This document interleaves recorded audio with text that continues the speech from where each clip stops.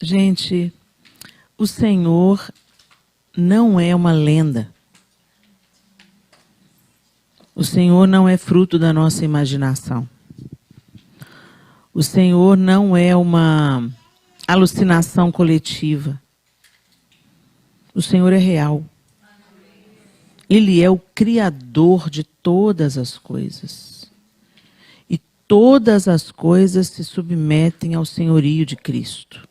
Todas, todas, todas, todas, todas.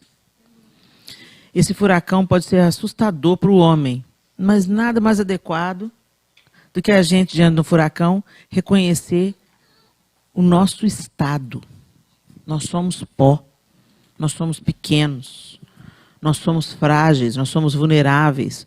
Mas quantas vezes somos tão orgulhosos que essa oportunidade que a gente tem de contemplar a força da natureza, que a gente nos faça lembrar, nos leve a lembrar da força de quem a criou. Se a natureza tem essa força e poder, você imagina quem a submete, quem a criou. Então, eu sei que às vezes pode parecer muito aterrorizante, né, a gente olhar para as previsões, para as possibilidades. Mas o Senhor não perdeu o controle de nada. E nós somos dele. Hoje, quando a gente estava em Dallas, o João orou, fez uma oração, falou assim, Deus, o João estava sem saber, a gente vai, com todo o alerta de furacão que está tendo, ô João, nós temos um compromisso lá, e Jesus já sabia que ia ter furacão, ele não foi pego de surpresa. Então, que é essa a gente saber se é para a gente ir ou não. Se não for para a gente ir, o voo vai ser cancelado. Se o voo não é cancelado, estamos dentro. Por quê, gente? Porque a gente já viu ele fazendo isso, acalmando tempestades. Né? E se ele não livrar a gente da tempestade, ele vai livrar a gente na tempestade.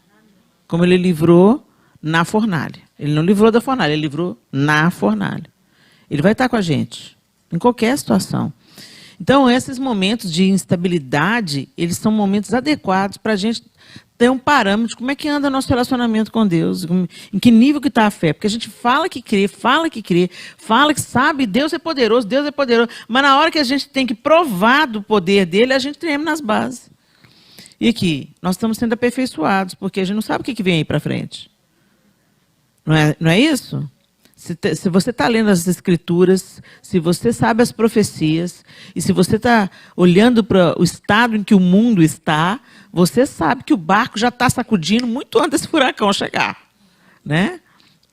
O Senhor está nos aperfeiçoando em todas as circunstâncias, atraindo o nosso olhar para Ele, e que a gente entenda de uma vez por todas. Você está olhando para a tempestade, porque está olhando para a fúria do mar, por quê? Pedro, por que você está olhando para a fúria do mar? Olha para mim. Então, que o Senhor aquiete o nosso coração, de fato. Eu sei que é transtorno, porque às vezes você tem que tomar providências práticas muito cansativas, né? Então, que vocês sejam fortalecidas nisso, mas que até nesses momentos vocês contemplem Deus.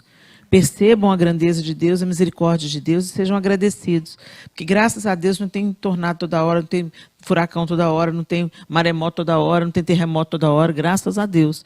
Às vezes a gente se lembra muito de Deus num dia ruim, mas nos outros dias que Ele guardou, que Ele não deixou o mar se revoltar, nem invadir, a gente nem se lembra dele. Vamos aprendendo as lições com o Senhor. Amém?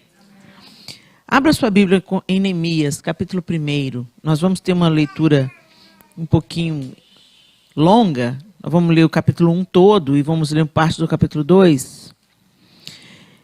E eu vou usar a nova versão internacional, a NVI.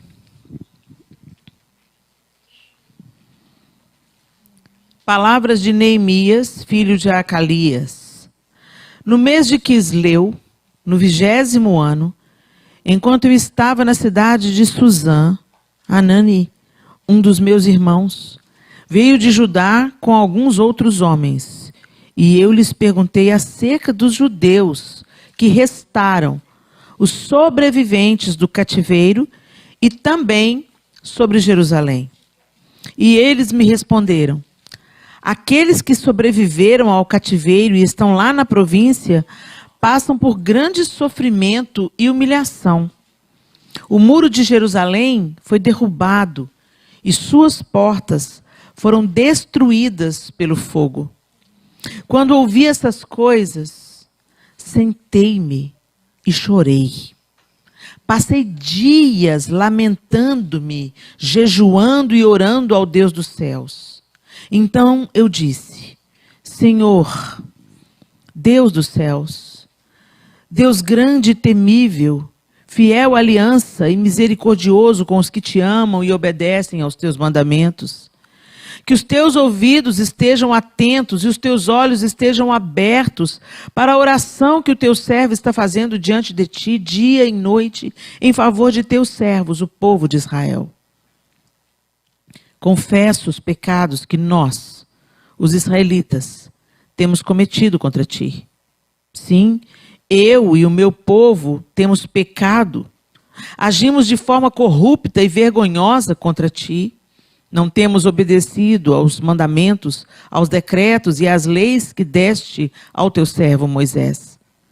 Lembra-te agora do que disseste a Moisés, teu servo: se vocês forem infiéis, eu os espalharei entre as nações. Mas se voltarem para mim, obedecerem aos meus mandamentos e os puserem em prática, mesmo que vocês estejam espalhados pelos lugares mais distantes debaixo do céu, de lá eu os reunirei e os trarei para o lugar que escolhi para estabelecer o meu nome.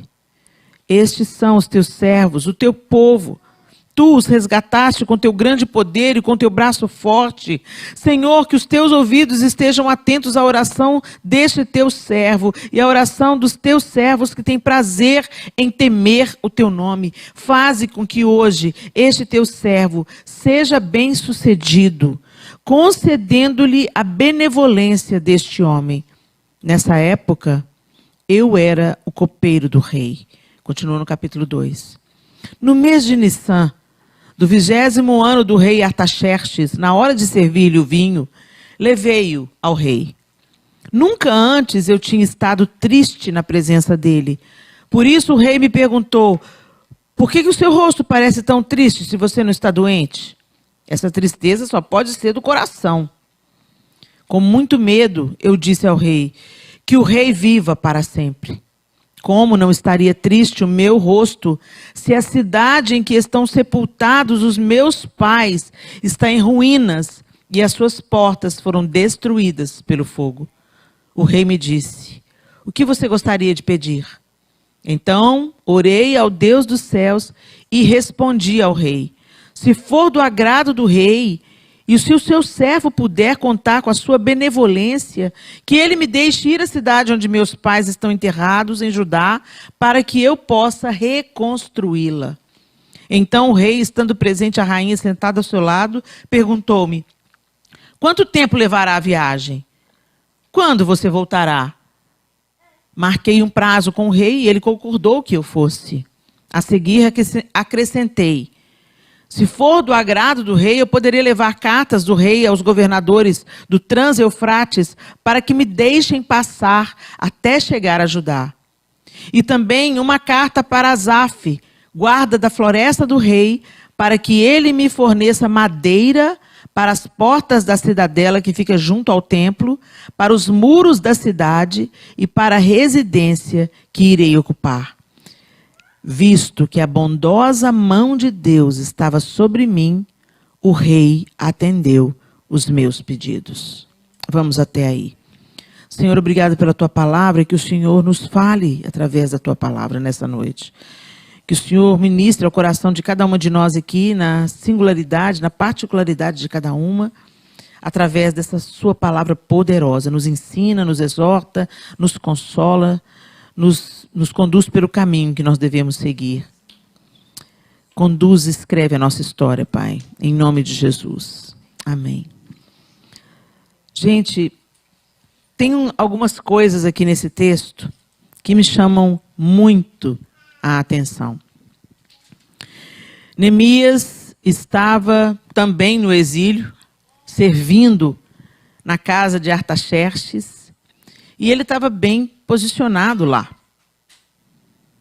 Ele era querido pelo rei, a gente vê isso claramente, Porque, embora ele fosse um copeiro do rei, que servisse na presença do rei, o rei prestou atenção, que ele estava triste. Normalmente, reis não estão muito ocupados como que os seus servos se sintam. E naquele dia chamou a atenção do rei Artaxerxes que o semblante de Neemias estivesse caído. E ele então pergunta, o que é que aconteceu? Você não está doente? Por que você está triste? E está falando aqui, o próprio Neemias narra que ele nunca tinha estado triste na presença do rei. Então, quando você vê uma pessoa alegre, não é agradável estar perto dela? Não é gostoso? Ela nos transmite algo bom? Talvez muitas vezes a alegria e a paz que estava em Neemias, no sorriso, na maneira cordial de servir o rei, alegrasse o coração do rei. E o fez perceber que tinha alguma coisa errada. E por que tinha alguma coisa errada? Porque Neemias tinha recebido uma notícia de que ele estava bem, ele estava bem instalado, ele estava com um bom emprego, ele era bem quisto, mas ele recebeu a notícia que com o povo dele a coisa não ia bem assim, não. Então, uma coisa interessante que a gente aprende já de saída no capítulo 1 de Neemias, ele se importava, não apenas consigo mesmo, mas como estava aquelas pessoas que ele amava. Sua nação, sua gente, seu povo, a cidade onde seus pais estavam sepultados. Ele procurou notícias.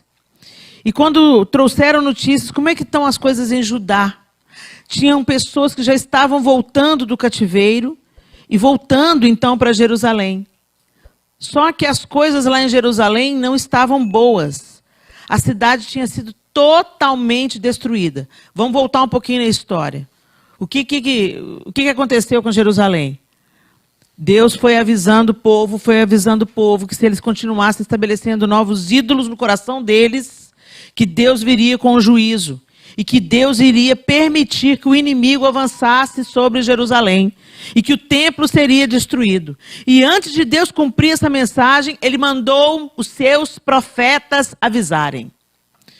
E aí os profetas avisavam, e quem avisava que Deus estava falando, dava coceira nos ouvidos. Manda açoitar, manda matar, desce na cisterna. Claro que Deus não vai fazer isso. É claro que Deus não vai destruir. Claro que Deus é bom. Deus é bom. E tinham outros profetas dizendo que o povo queria ouvir. Eles não deram atenção ao Senhor, o seu Deus, e deram atenção às palavras que eram confortáveis para os seus ouvidos.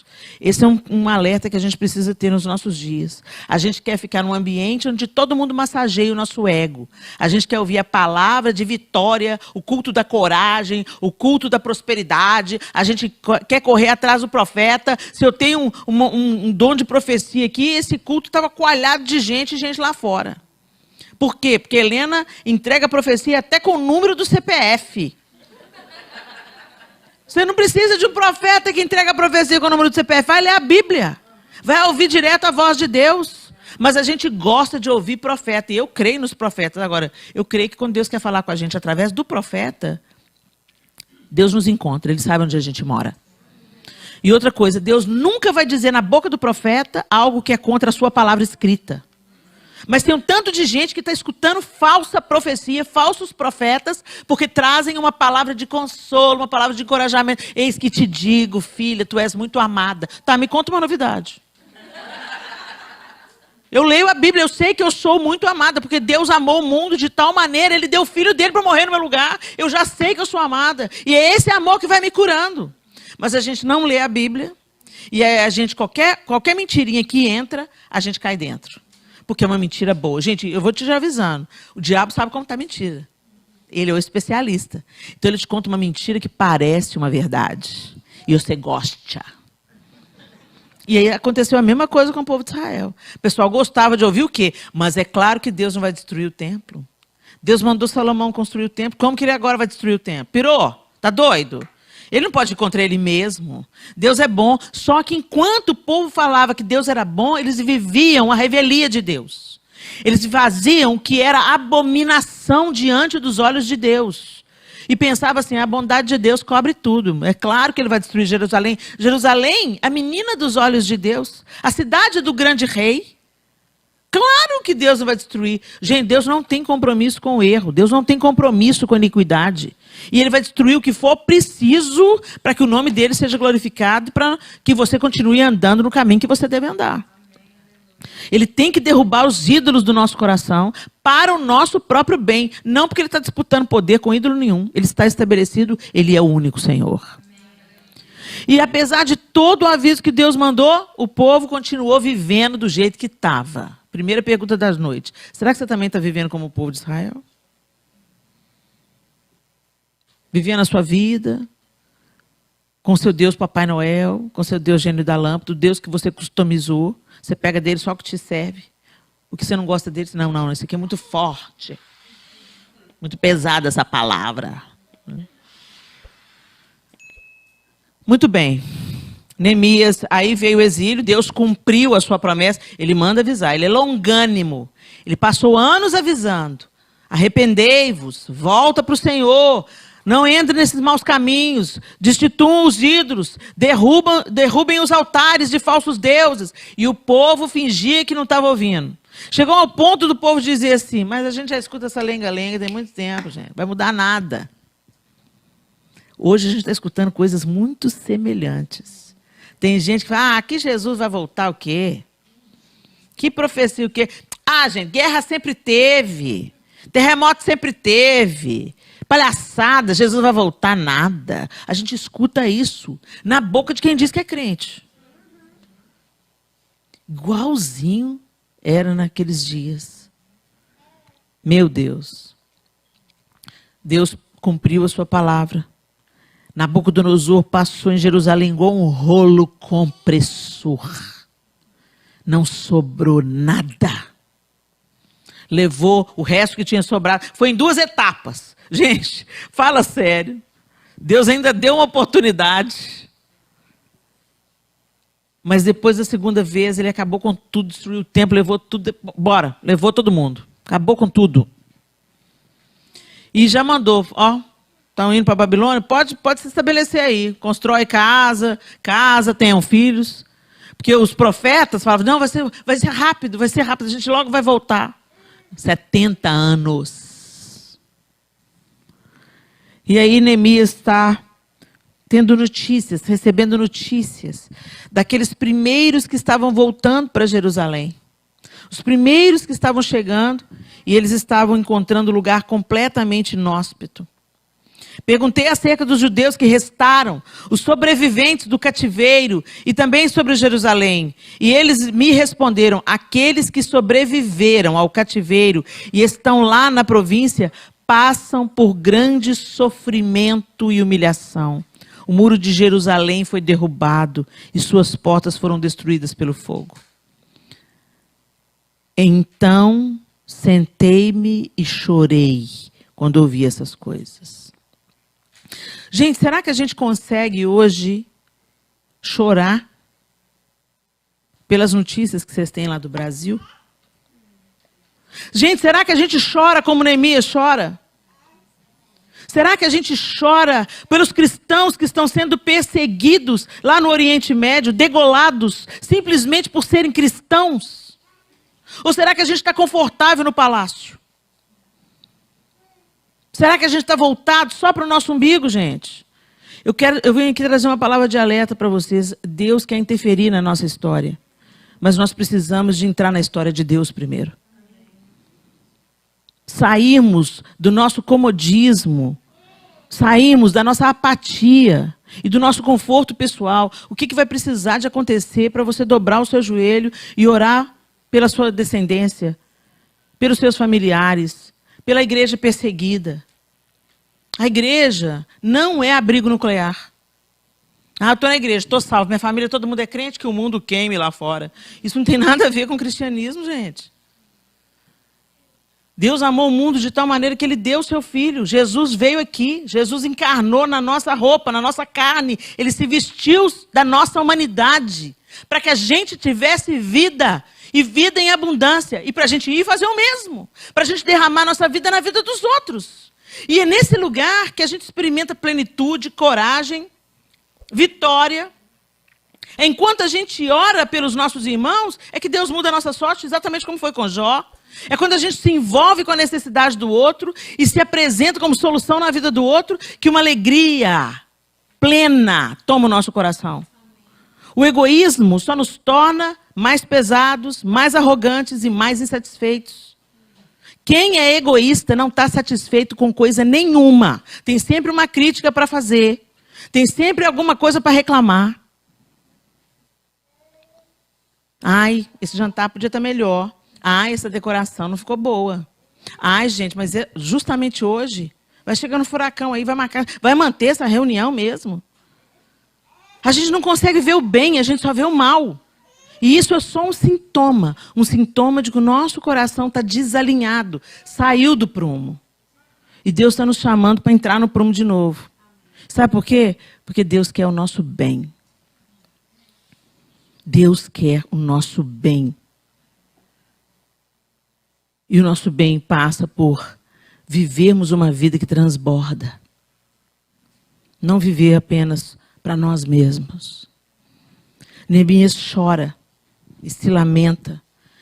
Quando eu ouvi essas coisas, sentei-me e chorei. Passei dias lamentando-me, jejuando e orando ao Deus dos céus. A gente ama que alguém ore por nós. Como eu sou fortalecida nas minhas lutas quando alguém chega e fala assim, Helena, estou orando por você. Helena, estou orando pela sua filha. Helena, estou orando pela sua guerra. Como eu me sinto encorajada, como eu me sinto consolada. E tem dias que eu sei que eu só atravesso porque eu sei que Deus levantou alguém para orar por mim. Você já sentiu a força da oração de alguém para você? É bom, não é? Então aprenda a retribuir. Aprenda também a orar por alguém. A gente quer só receber, gente. E o reino de Deus não é só receber. Jesus diz assim que melhor, mais bem-aventurada coisa é dar do que receber. Porque quando a gente dá o tempo, o talento, o dom, o dinheiro, o sapato, a roupa, a comida, quando a gente compartilha a vida ganha cor e significado e propósito. Mas nós estamos definhando atrás da promessa de felicidade. O que deveria nos curar está nos matando. Porque está nos tornando egoístas, centrados em nós mesmos. E aí, Neemias ora. E essa oração de Neemias, ela é magnífica. Primeiro porque ela reconhece o Senhor Deus dos céus, Deus grande e temível, fiel, aliança e misericordioso com os que te amam e obedecem. Para comigo um pouquinho e pensa nessa oração. Deus para você é grande e temível? Ou o furacão é maior? Você já parou para contemplar Deus? Você já parou para observar que Ele é o Deus que põe limite no mar? E é o Deus que cria aquelas florzinhas minúsculas que a gente às vezes tem que pôr uma lupa para enxergar? É o Deus que cria o pôr do sol cada dia de um jeito. E é o Deus que cria beleza dentro de pedras que estão no subterrâneo que a gente nunca vai ver. É o Deus que faz com que você tenha um negócio aqui na sua garganta, que se o arroz entrar no lugar errado, imediatamente você torce para ele não ir para o pulmão. Para o arroz não ir entrando pela traqueia. E imediatamente o seu corpo expulsa para te proteger. Te deu língua, não para você fofocar, mas para você sentir os sabores deliciosos. E também os estragados, porque aí você não engole, você cospe.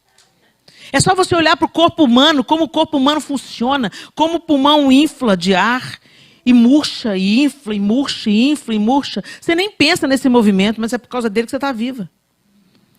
O olho pisca para lubrificar os olhos. Um tempo atrás, uma mulher foi fazer uma cirurgia plástica, o olho dela parou de fechar. Coisa terrível, a experiência dela, ela narrando a experiência dela, uma coisa terrível, um tormento. Tem que pingar colírio no olho o tempo inteiro, porque o olho não fecha. E a gente fecha e abre, e a gente nem pensa nisso. Magnífico, criação magnífica, perfeita. Se a gente não contempla Deus, qualquer coisa vai nos desestruturar. Qualquer coisa vai nos desesperar. E naquele momento que Neemias estava ruim, estava triste, estava angustiado, ele se lembra da grandeza de Deus.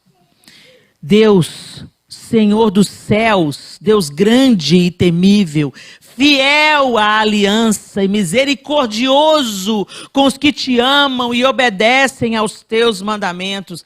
Eu estou te invocando porque o Senhor é misericordioso. E aí ele começa a confessar o pecado. Ele contempla Deus, ele confessa o pecado. Ele fala, o meu povo tem pecado mesmo, Senhor.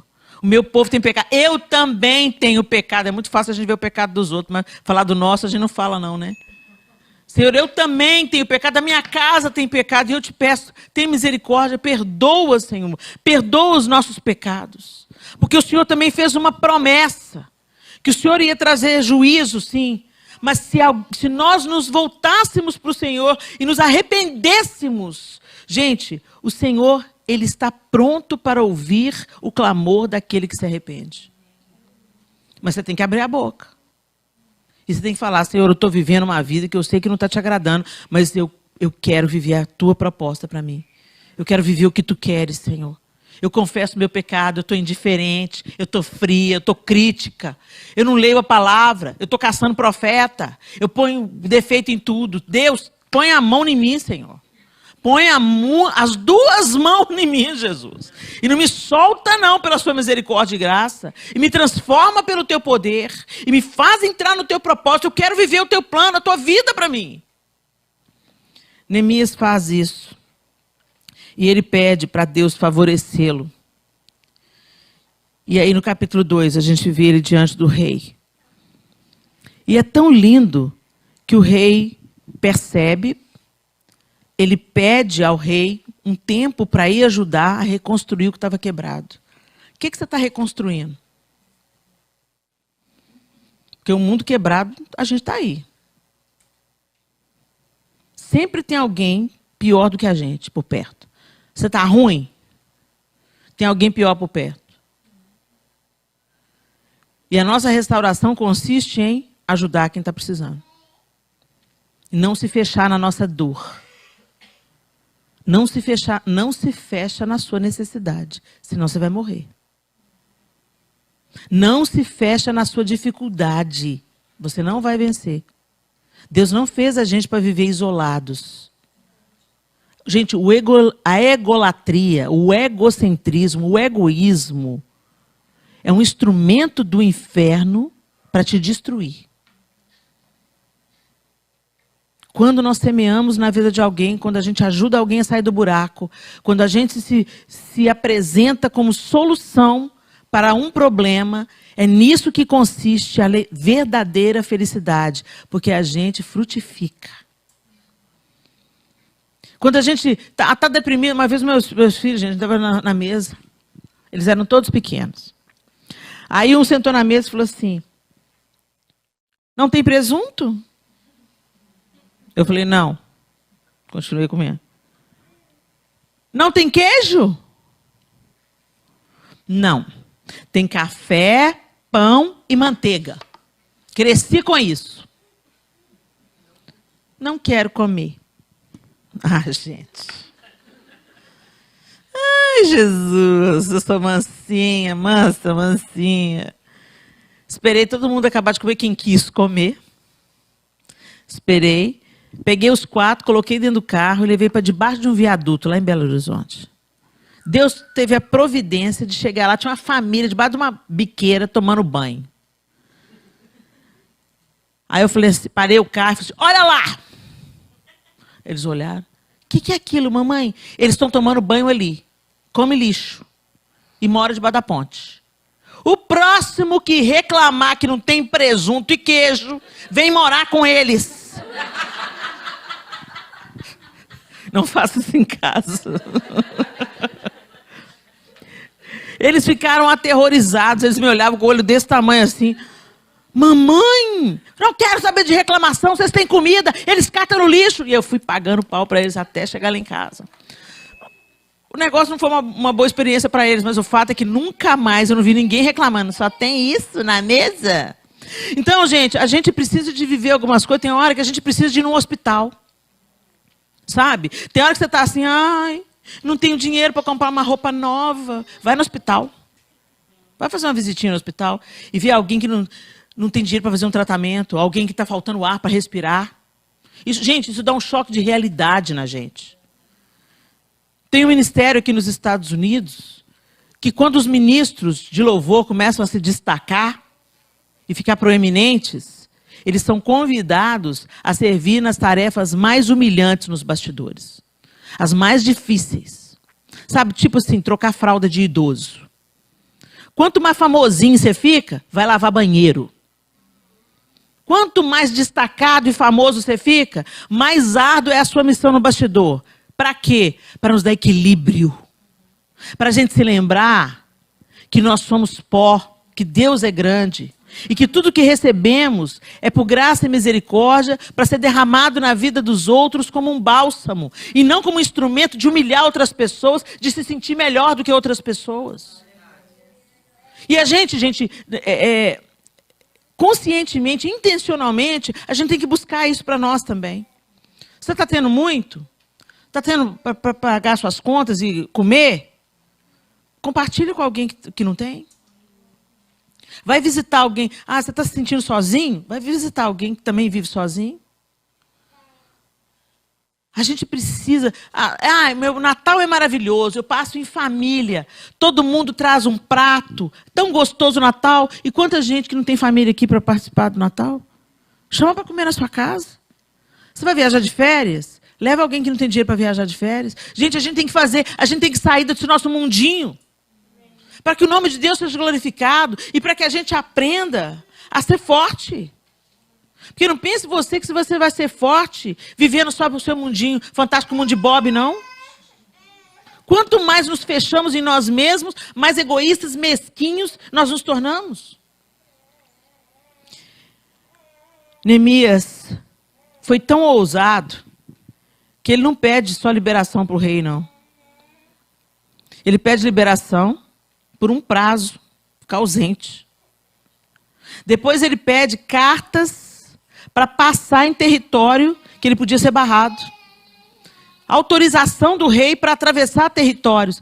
Deus quer te dar cartas para você atravessar territórios que ninguém mais atravessa. Para que o nome dele seja glorificado, para que a obra dele seja feita e para que os muros em ruínas na vida de tanta gente sejam reconstruídos.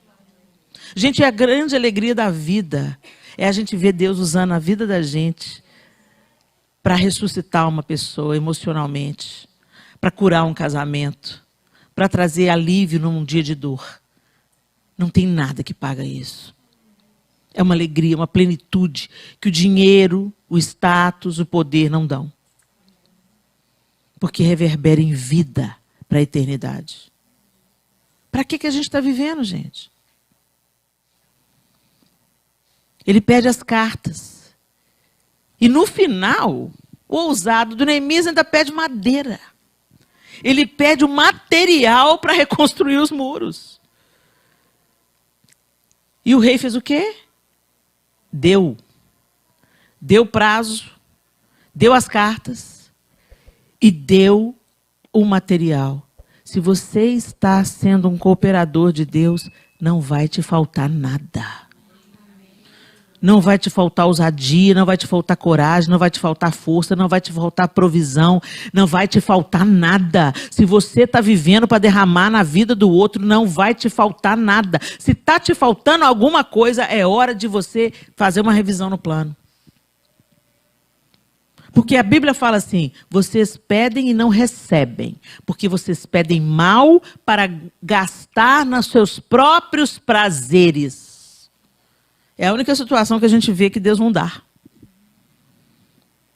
Às vezes a gente está gastando mal o que Deus tem nos entregado, nos confiado. Eu me lembro de uma pessoa que trabalha aqui, e ela me falou assim, eu estava precisando de trabalhar, Helena. Estava precisando de trabalhar. E naquele dia, eu precisava de fazer uma faxina para entrar o dinheiro, para eu pagar uma conta. Mas uma menina entrou no meu carro e ela estava destruída por uma situação que estava acontecendo na vida dela. E Deus falou comigo assim, deixa a faxina. Leva ela para tomar um café e ministra na vida dela. Escuta o que ela tem a dizer. Escuta. Ela está precisando dos seus ouvidos. Escuta. Deixa ela aliviar o coração. E ela falou assim, joguei a faxina para lá, passei para outra pessoa. Falei, vai lá fazer a faxina no meu lugar que eu não vou poder ir. Eu não podia abrir mão daquele dinheiro naquele dia, Helena. Mas Deus falou claramente, vai derramar o seu tempo, os seus ouvidos na vida dessa menina. Fomos tomar um café. Era o último dinheiro que eu tinha na carteira. Tomamos o café. Ela me falou tudo que ela tinha que falar. Se sentiu mais aliviada. Eu pude ministrar ela, orar com ela, deixá-la em casa. Pois não levou meia hora depois que eu deixei ela em casa. Eu ganhei o dobro do que eu ganharia fazendo a faxina. Alguém pôs no envelope e deixou na casa dela para ela. Deus não fica devedor ninguém que está fazendo, que está culiado com ele, como a gente diz lá em Minas, entendeu? Anda colado em Deus, faz o que ele quer que você faça. Entra na história de Deus para ele mudar a sua história. Pisa dentro, aceita esse desafio. Não viva só para você, não viva só no seu mundinho. Envolva-se com as coisas de Deus e com aquilo que glorifica e exalta o nome do Senhor, aquele que salva pessoas. E quando ele recebe isso tudo, o que me chamou mais atenção nesse texto, ele fala assim, visto que a bondosa mão de Deus estava sobre mim, o rei atendeu os meus pedidos. A bondosa mão de Deus abre portas que ninguém abre. A bondosa mão de Deus faz o que ninguém faz. A bondosa mão de Deus torna de um rei, faz de um rei um servo. Inverteu. Artaxerxes é que começou a servir Neemias. O que você precisa? Tempo, te dou tempo. O que mais que você precisa? Eu preciso de cartas para atravessar territórios com liberdade. Eu te dou cartas.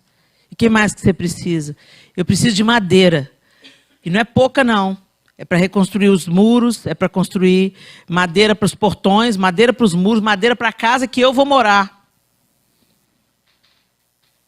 Mas a bondosa mão do Senhor estava sobre ele. Será que a bondosa mão do Senhor está sobre nós? As portas estão abrindo para você ou estão fechando? Para que nós estamos vivendo? Somos parceiros na história do Senhor?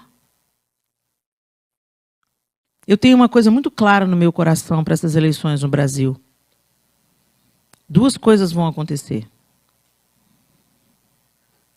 Se um candidato ganha, nós vamos ter garantida a nossa liberdade religiosa, por um tempo ainda.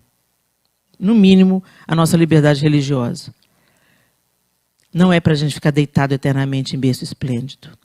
É para aproveitar cada minuto dessa liberdade religiosa que a gente ainda vai ter, para botar a boca no trombone, para ajudar pessoas, para anunciar o evangelho, para pregar na praça, na igreja, na televisão, para fazer cruzada, para fazer evangelismo de porta em porta, para se envolver com as pessoas, para abrir asilo, abrir creche, para fazer o que tem que fazer, o que a igreja tem que fazer, para enviar missionário para o mundo inteiro. É para isso que a gente tem que usar a liberdade que temos. Ou Deus vai nos dar essa liberdade para a glória do nome dele,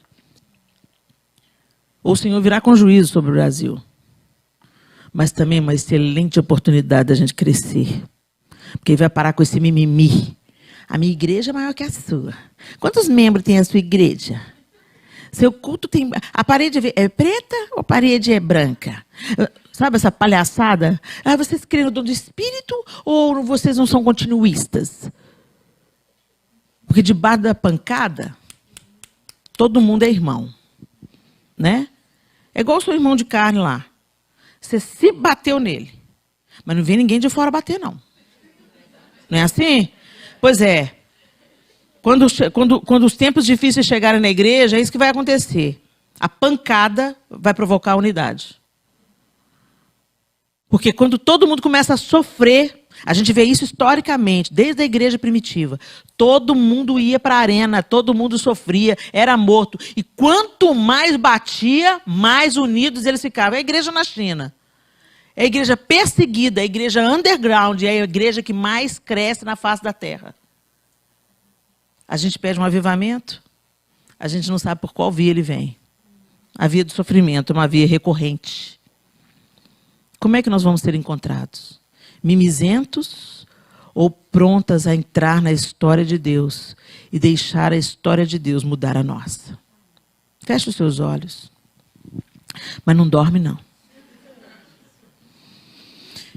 E eu queria que por um momento você pensasse em Neemias como o cara que estava vivendo num ambiente longe de conflito. Ele estava vivendo num ambiente, num bom ambiente. Ele estava no palácio. A dor, a humilhação, os muros queimados, moradia de chacais, zombaria, motivo de zombaria, estava lá longe, lá em Jerusalém. Mas quando ele ouviu, ele se compadeceu. E ele se envolveu. E ele aceitou a proposta de Deus. Não é isso que Deus tem para o seu povo. Não é a destruição. Deus, chegou o tempo.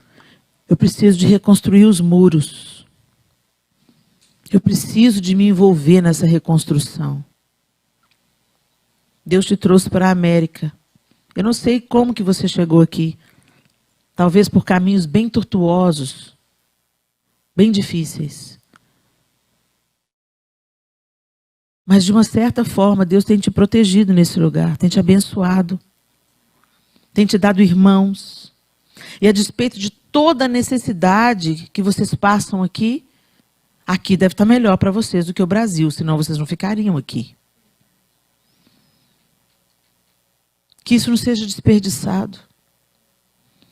Que essa benevolência que vocês desfrutam hoje de poder ir e vir, de adorar livremente, de poder frequentar uma igreja, construir relacionamentos, conhecer pessoas, trabalhar na casa das pessoas, que essa seja uma oportunidade de trazer sobre você a bondosa mão do Senhor para que você se torne instrumento na vida de outras pessoas e entre na história de Deus. A gente quer que Deus tenha aliança conosco e que Deus mude a nossa história. Mas se aliance com Ele também. E se envolva na história que Ele quer escrever na vida de outras pessoas também. Não deixe Satanás te aprisionar com uma gaiola de ouro. Neemias podia ter ficado lá, servindo vinho para Artaxerxes. Um lugar onde ele era benquisto, já tinha o seu trabalho garantido, o seu salário, a sua vida. Mas ele se lembrou do projeto de Deus para o povo de Israel. E esse povo precisava ser restaurado para que o Messias chegasse até nós e fôssemos alcançados por ele. O Senhor te alcançou por graça e misericórdia.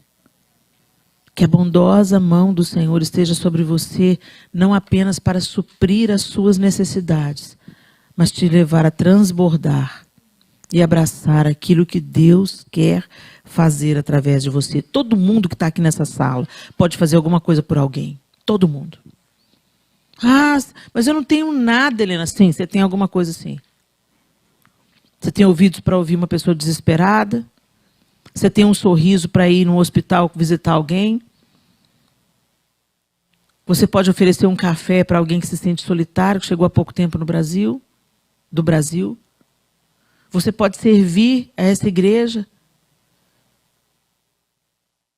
Tantas coisas para serem feitas, poucos para fazer, porque estamos envolvidos na nossa própria história. e naufragando nela. Mas quando você abraça a história de Deus e o propósito de Deus para você, sua vida ganha significado. A felicidade bíblica, eu já compartilhei isso com vocês aqui da última vez que eu estive. Ela não é só uma disposição emocional favorável. Ela atinge os seus fins, cumpre o seu propósito e floresce. É isso que Deus quer fazer, que você atinja os seus fins. Cumpra o seu propósito, o propósito que Ele desenhou para você na terra. E o florescer vem como consequência. Feliz quem teme o Senhor e anda nos seus caminhos. Pai, nós te louvamos por essa noite. O Senhor é o Deus da história. E todos os dias de cada um de nós aqui nessa sala estão contados pelo Senhor. O Senhor nos conhece mais do que a gente mesmo se conhece. E nós queremos dizer, ó Deus, que muitas vezes nós sucumbimos a esse estilo de vida que nos é proposto. Uma vida de muito trabalho, corrida, envolvida em tantas coisas que não são plano de Deus para a gente. Ou desconectadas de que o Senhor está no nosso trabalho, de que o Senhor está na nossa escola, de que o Senhor está quando a gente está dirigindo pelas ruas dessa cidade, que o Senhor está. Nós queremos ter consciência da Tua presença e entendermos, ó Deus, que nós não estamos aqui só para mamar nas tetas da América. Nós não estamos aqui, Senhor, só para pagar a nossa dívida lá no Brasil. Nós não estamos aqui, Senhor, só buscando desfrutar da segurança, da baixa violência, das oportunidades que essa nação tem para nos oferecer. Nós estamos aqui, Senhor, como profetas do Senhor. Nós queremos, Senhor, ser como Neemias, abraçando aquilo que o Senhor quer que a gente abrace, ocupados com a reconstrução dos muros desolados e arruinados, dos portões queimados, de tantas famílias, de tantas realidades. Desperta-nos, ó Deus, desse sono que vivemos e que tem nos deixado cada vez mais críticos, julgadores, insolentes, murmuradores. Tem compaixão de nós, Senhor. Nos perdoa. Muda a nossa história, Deus. Nós queremos que o Senhor mude a nossa história e nos tire do egoísmo, da egolatria, da vivência para nosso próprio fim. Mas que a gente viva por algo muito maior do que qualquer uma de nós aqui. A gente viva para a glória do Senhor. Viva atento, Senhor, atentas àquilo que o Senhor quer fazer cada dia da vida. Todo dia o Senhor tem a capacidade de abençoar alguém através da nossa vida. E nós não queremos estar insensíveis à Tua voz e ao Teu mover em nós, porque nós sabemos que nesse lugar também é um lugar da nossa felicidade e plenitude. Nos ajuda. Espírito Santo de Deus, nos convence. E que a boa mão do Senhor esteja sobre cada uma de nós aqui, como esteve sobre Neemias, para fazer a obra que o Senhor deseja que façamos. Nós queremos abraçar a Tua história e queremos que a Tua história invada a nossa. Em nome de Jesus. Amém e amém.